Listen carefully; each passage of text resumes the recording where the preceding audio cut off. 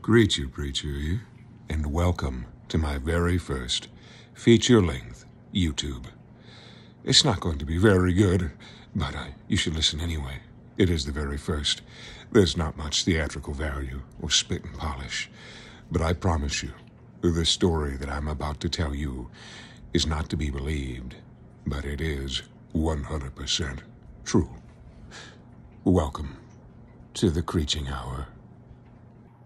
2019, a team of American and European scientists defect to China to get away from the laws concerning cloning and the hybridization of humans and animals. Friends, they have created the very first human and monkey embryo. That's right, embryo. Oh, this is only a continuation in a very long line of people attempting to make monsters. Some would call it playing God. What say you, dear friends? Is this something that you are okay with? Well, let me tell you how far back we meddle and pry. If we go all the way back to our great-great ancestors that lived in caves and wrote with charcoal upon the rocks, we'll see human-animal hybrids, lion men in Europe. That's right, cave lion men. Out in Aboriginal Australia, dreamtime figures of animals mixed with man. Native American culture, werewolves in old Europe, many others. For a very long while, we have meddled and attempted to create monsters. I'm going to tell you a few stories in the next little bit. The first one is one that I remember. Ooh, I remember from my childhood, and a book that my mother had bought me. You see, I come from a family of scientists, and we sometimes might have been what you would consider macabre. For a mother to give a child a book containing the things that that book contained might be strange to some, but it was normal for us. It was a book of medical curiosities and gruesome histories of the ancient world, and it contained a story of a Chinese emperor that was absolutely evil, is the only word I could describe. They say that absolute power absolutely corrupts, and I think that is the case. Hold on a moment. I believe this story deserves a little bit of embellishment in the form of some good music. Computer, play music by the Ink Spots. Oh, that's a little low. Computer, turn volume to 5. That's a little better, at least. All right, I'm sorry. You'll have to give old Uncle Creature a minute to catch his thoughts here. And a sip of water. More than 1,000 years ago, the Empire of China was in its heyday. And there was a Chinese emperor that was unlike any before him. Born into luxury, and he would be what you might consider a despot. A real pain in the arse, in other words. He had over 2,000 wives and concubines. You see, if he found a pretty girl in the village, it didn't matter if she was 6 or 16. He took her, and there was nothing anybody could do. If you were to speak out against him, there were fates worse than death. And we're going to talk about some of those fates right this very moment. This emperor didn't really love his family. There was one wife, his beloved wife, that he loved above all, and one son. It was said that out of all of his many thousands of children, friends, thousands of children, that is the only one that he truly loved, the wife and the boy. The other ones he did horrible things to. Experiments, friends, that we have written about in old textbooks. You see, he was engaged in trying to create an army of monsters. He would take even his very own children from the concubines, village children, when they were very young, and he started off by creating what we know as the pot children. This is in some ways like the foot binding that some cultures practice, and the head flattening that other cultures practice. The fact is, the human body is extraordinarily resilient, especially the infant and the toddler human body. He would take his very own children that he sired himself on his wives and concubines, and as soon as they were born, he would swaddle them in a clay pot. Every once in a while, the child would be broken out of that pot and inserted into a new one, whatever shape that the emperor fancied. Some were short and round, some were tall and elegant pots, but the fact of the matter is the children grew into the form of these pots, and one day, when their final form had taken place and they could grow no more, they were broken out of the pots, and they were shaped like human statuary.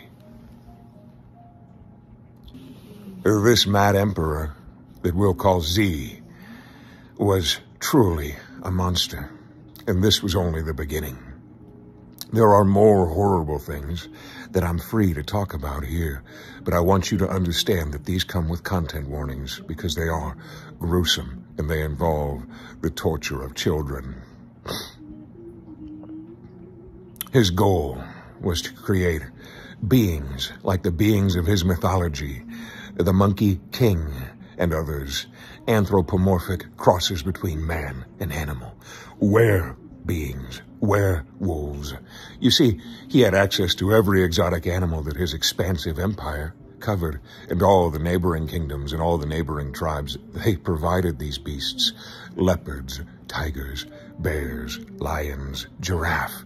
You name it, he had it. In fact, there wasn't anything he didn't have. He had the greatest, beautiful collections of fighting crickets and singing crickets, and many beautiful wives and children from far-off lands. Gold and gems, he had those in abundance, but he wanted more. He was never satisfied with what he had. He wanted much, much more. When he began the experiments with creating these hybrids, he used his own children, the wives, the concubines, the women that he had made love to, and the children that they had given birth to were offered up to him. And he began by breaking their little legs. He wanted them to walk on all fours, you see. So he would break their legs. Sometimes it was said he enjoyed doing those things himself.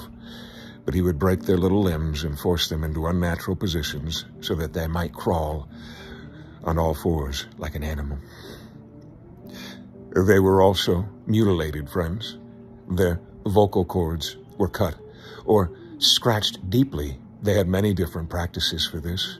The ultimate goal was to create an human and an animal, or something of the sort, that couldn't speak, that could only growl and bark to communicate. The training was horrible. Many times these children were brought up with the very animals that they were supposed to be, and a form of psychosis took over. They truly became these animals. But that wasn't enough for the Mad Emperor. No, not at all. So what he did next sounds like something straight out of a horror movie from Hollywood. And in some ways, I suppose that it's worse. Much worse than anything you could imagine Hollywood. He took the skins of the great beasts that he imported in. No matter of cost. He was the king and a god among his people, after all. And he would cut off patches of their living skin, the animals. Excuse me, friends. He would cut off patches of the living skin of these animals, and he would sew it onto the living skin of his own children. One section of skin at a time. The children weren't put to sleep. They were animals, after all. So he would strip great strips of flesh off of their little backs, and their little bottoms, and their legs, and their arms, and he would replace it with the pelt of a tiger, or the hide of a rhinoceros. He succeeded in creating something horrendous. And I remember as a small child reading these accounts, these old accounts, translated into German and English, and being horrified. The most horrifying thought of all was the fact that These children acted as bodyguards to him, the ones that lived. Many didn't. Many, their stories of them dying horribly with gangrene, with the effects of horrifying disease from these botched surgeries, because that's exactly what they were. But he succeeded in creating animals out of man. With the intelligence of us, but they didn't believe that they were us. His own children believed that they were the wolves that they were a part of, that they were the leopard, or they were the tiger, or they were the bear. They crawled around on all fours, many times chained in his halls, in his village. The villagers were terrified of them, for good reason. I remember when I was 6, I read The Strange Case of Dr. Moreau, and I remember thinking, dear God, this is where it comes from. This is where that author took this from. These old stories of this mad Chinese emperor and his army of monsters that he made of his own children, his own flesh and blood. Ultimately, he was the greatest monster of all. And he did come to a bitter end. It was said that he came to a bitter end at the hands of one of his own children, particularly a vicious Tiger Man. The Mad Emperor's stories will always resound in my mind. I never forget these things as an addict, as someone who remembers, always remembers. I can still see the pictures, the older pictures that they had in this book that smelled of old China, it did, even though its first printing was in England. But I can remember the photos of these strange beings, highly sensationalized, of course, in the Chinese manner of art. But I can hear them in my mind, and I can see them around his throne. These poor humans and animals. Because I am not fully convinced that they weren't both at that point. He was not the first. Please don't think that he was the first. And there have been many more attempts since then. We're going to talk about just a few more. Adolf Hitler, Joseph Stalin, Idi Amin. Many of the great despots of the world have had similar fancies. Even my United States of America got involved with its classified Project Abigail, which many of you think is just a creepypasta. But friends, there's a lot of stories that you think are just stories that are so much more. We'll get to that one, I'm sure, before too long. But let's go back to this team of scientists in China, the defectors of the United States and Europe, that have been creating a chimera between man and monkey. You see, right now, as it stands, the technology is there. Do you know that the only thing holding us back, the imaginary fetters on our wrists, is the fact that we have laws in place, written down on a piece of paper, essentially a handshake deal between China and the U.S. and Russia, saying, hey, we're not going to mess around with trying to clone an army of humans or anything like that. Wink, wink. At least not in front of everyone. But what do you suppose that these great governments of the world do behind the scenes with technology like cloning, which, well, it is the fountain of youth, after all. I want you to think about this. Ponce de Leon was after the fountain of youth. They were after the ancient philosopher's stone, the archaic knowledge of the old world that could make life. They have it now. That's right. Playing God isn't just theoretically possible. It is reality. We can create a man right now. And it's always been my belief, and you can't shake me of it. It is my long-held belief, ever since I was a child, that there is a clone somewhere on this world right now. The technology's been around longer than you think, dear friends. We can create a hybrid between a pig and a human and put that heart in our own bodies to keep us alive. And a pig isn't nearly as close as a monkey, is it? The team of scientists that defected in 2019 to China went there because of the laxer laws, because they could get by with things. China's not very happy about this, by the by. That's part of the reason I couldn't put it out on the old tickety-tock. They've also had some fiascos with human engineering and things, and you can read about some of those if you do a little digging. I won't do that for you. Friends, I tell you these stories. I never try to make up your mind for you. Dear listener and friend, I believe in you. I believe you'll understand the truth when all is said and done. And that maybe, just maybe, your eyes will be opened a little wider and your ears. Listen to me when I say that somewhere right now on this planet, a government is creating an army of hybrids. And that's right. They've already given the intelligence of a human to a mouse. If that doesn't frighten you, friends, I don't know what will. And these are solidly established scientific facts. They have put in human brain cells into that of a mouse, and they made mice that were 4 to 10 times smarter. Just like that. Overnight, it seems. Hitler, the great enemy of many people, some of my people included, did horrible things to the Roma. He did horrible, horrible things to the Jew. To him and his team of Nazi scientists, they were merely things.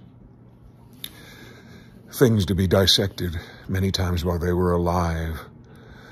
Suddenly they were no longer humans. And friends, if you've gotten to a place where you look at a fellow human being as a not human, you need to check yourself.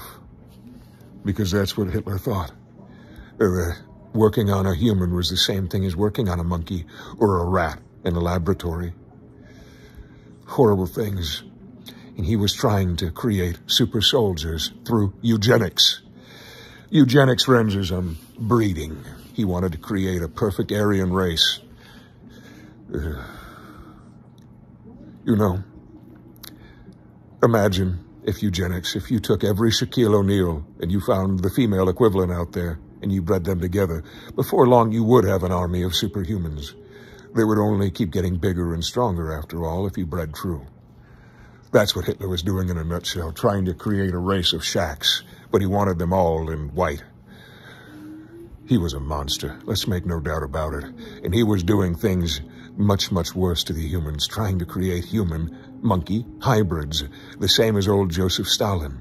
And did you know the American government dabbled, too, in the art of creating super soldiers? Not just old Captain America and his shield and his super soldier serum, but the serum instead was genetics. The fountain of youth, remember? Our genes, our genome, and that of a chimpanzee, or an orangutan, or a bonobo, or a gorilla, are much closer to us than that of a pig, which we've already established that we've worked with, and mice and such. Right now, friends, somewhere on planet Earth, there is a monkey-human hybrid. You mark my words. If they can, they will. And the only thing holding them back are laws on pieces of paper. Somewhere right now, there is a monkey with human speech, I believe, or with some of our capabilities at the very least. Much stronger than us, much different than us, but so much more like us than you might possibly believe that it would terrify you. It would turn me into a gibbering thing. I think if I would have opened up my eyes and see the Planet of the Apes before me. But back to old Hitler.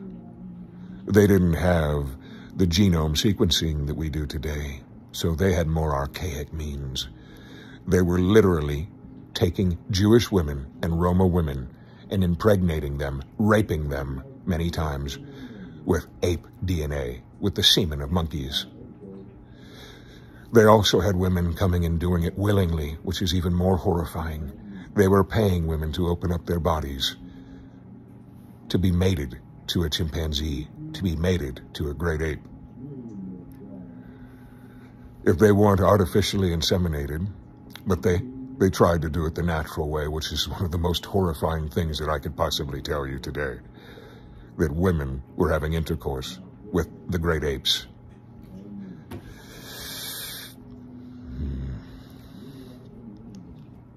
They say that he wasn't successful, that that wouldn't work. I'm an environmental scientist. I'm a research scientist and a zoologist, and I'll tell you this true. There's many natural hybrids out there, or unnatural, that you would never consider more than just ligers, more than just mules. There's many different things that you wouldn't believe. Oh, I thought they would be too distantly related. But no, they're having offspring.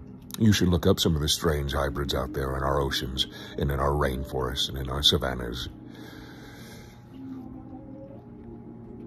There are stories that old Hitler succeeded,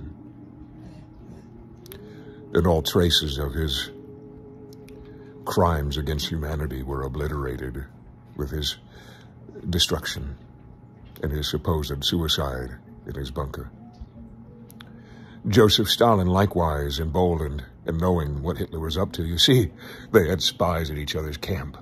If they found out what you were up to, it was kind of like finding out when we were children, you know, what one of our little buddies was up to and what he was doing, and you wanted to do it as well. You didn't want him to get ahead of you. He's playing baseball this season. Well, I want to play baseball on the big team, too. And Joseph Stalin was an evil man, friends. Absolute power absolutely corrupts. Like Z, the Chinese emperor. They had all the funds. They had nobody telling them no. They were like little bully boys at the top of their hill. And anybody that dared told them no got kicked off. Some say that Joseph Stalin likewise succeeded. We're going to talk a little bit more about America's version coming up in just a moment. Many of you have heard the creepy pasta called Abigail, or Project Abigail. I recently had one of my followers on the TikTok tell me what a creepy pasta was. I didn't know. I do know that some of those stories are made up. But I want to challenge you with this, friends. Just like Area 51 and the Roswell encounter, there was a UFO the first day, and then Uncle Sam said, nope, sorry, weather balloon. Uncle Sam has a habit of doing that. You see, we're on the need-to-know basis, and there's some things we just need not know, or Uncle Sam thinks. What if, friends, it was a very real story of something that really happened, but it was then, well, given the treatment. This was just a made-up story. Someone said. A knock at the door one night and the men in black show up with their computers. Let's just say that this isn't a fake story, friends. And you haven't heard the whole thing. The story goes, the creepypasta at least, goes that Project Abigail was, well, World War II America's answer to old Hitler and Joseph Stalin and what they were up to, monkeying around. America decided to go a different route. It was said that a colonel, I believe, in the military, offered up his very own child. The creepypasta never said why, but I'll tell you why. His child was most likely autistic. I know a little bit about the spectrum. It's so strange, in fact, that they were very embarrassed of their child, the mother and the father. The mother wanted nothing to do with the child whatsoever, which is horrifying. And the father wanted it institutionalized. I say it because that's what they called dear little Abigail. They called their daughter it. Some of their family, even their close family, didn't even realize they had a child.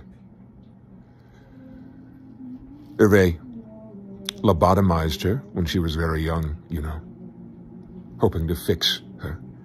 But as the father later said, it turned her into a drooling idiot. They visited her very rarely. So, when this twisted, nasty specimen of man, the colonel, was called into an office and discussed what Hitler and Joseph Stalin were up to in America's response, he had an idea.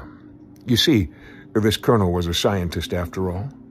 He was more scientist than husband. He was more scientist than army man. He was more scientist than father. So he offered up his very own child to be part of these experiments.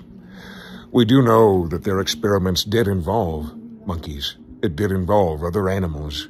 These were strange experiments, from what the stories say, at least, of the original report,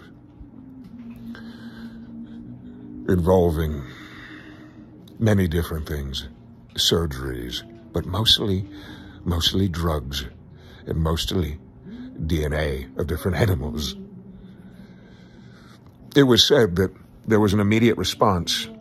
Some of the chemicals and some of the additives and different things that they used caused horrifying changes. I've often believed that many of those were very much nuclear in nature. What I mean by that is, poor young Abigail, it, as the father called his daughter, began to lose her hair immediately. She began to change, her bones began to elongate. She went through different stages of what could only be considered a form of evolution in very short order. Some days she would have the scaly appearance of a reptile. Other days she would have the smooth appearance of some fish, like the catfish. Other days she would have more hair on her body in strange places. Her fingers began to lengthen and grow, and great claws to reach their tips. Her ankles and her bones and her feet began to change, going through a period where they even were webbed at one point, or so the stories say. It was happening at a cellular level. It was happening so quickly that it was horrifying and astounding. And there was a great metabolic process behind all of this change. And Abigail required much food. And it seems that she was adapting to different food. She was able to eat with a quality that can only be considered as rapacious, gobbling down food, so much food, in fact, that even though this was strictly hush-hush and taking place at Area 51, people were noticing. The locals were noticing. Even though there's a great deal of military life going on, there's more food coming in, and different types of food. Entire cows were coming in. Now, that's not something that's ordinarily on the mess menu. Not really. You don't really get whole cows.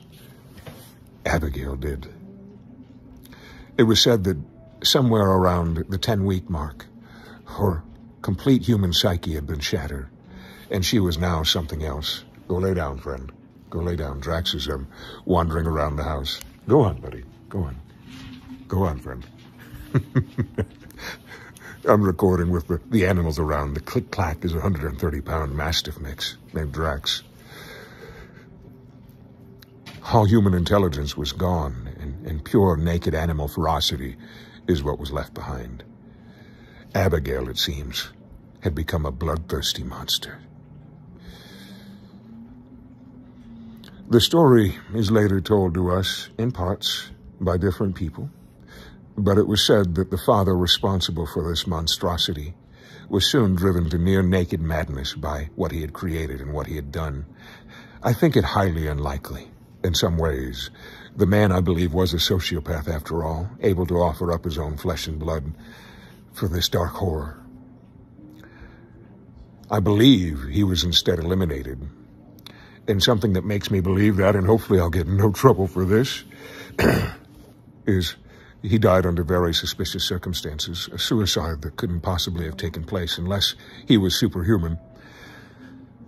I believe what happened was when the higher-ups saw that this had worked in some form and facet, but also realized that it would never be usable for any military application unless it was a horror show, dropping this creature into a remote village somewhere in the Afghan mountains and allowing it to do its work. But how could you control something like this, something that Abigail had become?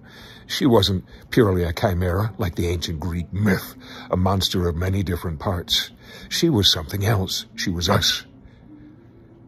The people that had seen her final form say that she was a grotesque thing.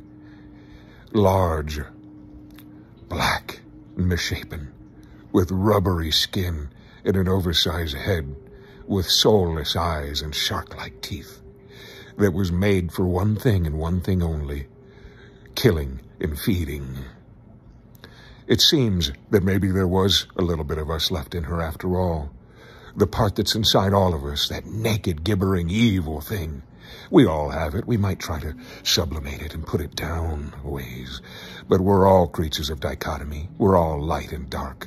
We're all good and evil. Whatever was left in Abigail had been twisted by what had been done to her, not it. And I believe Uncle Sam stepped in and realized that the Abigail monster needed to be eliminated and all traces to be erased. I believe that Abigail was killed. Some people believe that she's put away somewhere, which could be possible, something that variable. Still bloodthirsty and waiting and hoping for an opportunity to be put to good use. Or it's more likely that Uncle Sam eliminated the beast and the man responsible for making it. Father and daughter died together, which is a fitting end for the story of Project Abigail, I believe. Are you still listening? I hope so. And I hope you're paying attention, because if you live in the United States of America, this has to do with you, friend. Our Central Intelligence Agency, the CIA, the Men in Black to some, have recently come forward publicly and said that their financial arm, responsible for their investments in the public sector, has been investing heavily in some very curious technology. Cloning technology. That's right. They are investing in the people that are responsible for trying to bring the woolly mammoth back, which essentially won't be a woolly mammoth. It's going to be an Asian elephant, essentially, with some of the traits of a woolly mammoth. But the same man trying to bring the woolly mammoth back from the void is the same man responsible for the human pig heart. And believe it or not, there's some of the same people responsible for the monkey and the human embryo sitting in China right now. The fountain of youth. Should we play God? Is there such a thing? Are we meant to have this technology in our hands? Are we going to be soon a people that live forever, making a new body one after the other and transferring our consciousness by technology into the new form? Well, science fiction has a nasty habit of becoming science fact, or a glorious way of coming true. So, it really depends on what side of the fence you're on. Do you believe we should be doing these things, or don't you? Like Xi, the Chinese emperor, Joseph Stalin, I didn't even tell you about Pol Pot's monkey army, and many other despots who've wanted to create super soldiers and super armies. We now have within our very capable hands the possible existence of all of those things that we've talked about. The technology is there. I won't really tell you exactly what I think about all this, but I will tell you this, and I'll tell you true, YouTube and friends listening and watching. I believe that somewhere on planet Earth there is 1, a clone, and 2, a monkey man, made somewhere in some clandestine laboratory.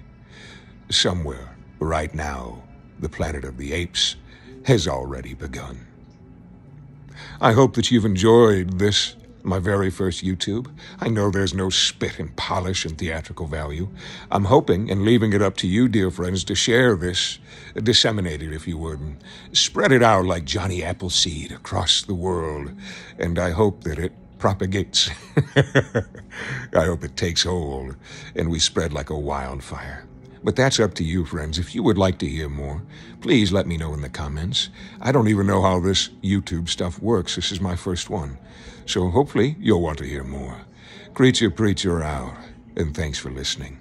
Oh, and by the by, just bear in mind, friends, that the world is a very large place, and in some dark corner, there's things that you might not know of. It doesn't make them not true. All I ask is that you keep an open mind if you join with us here.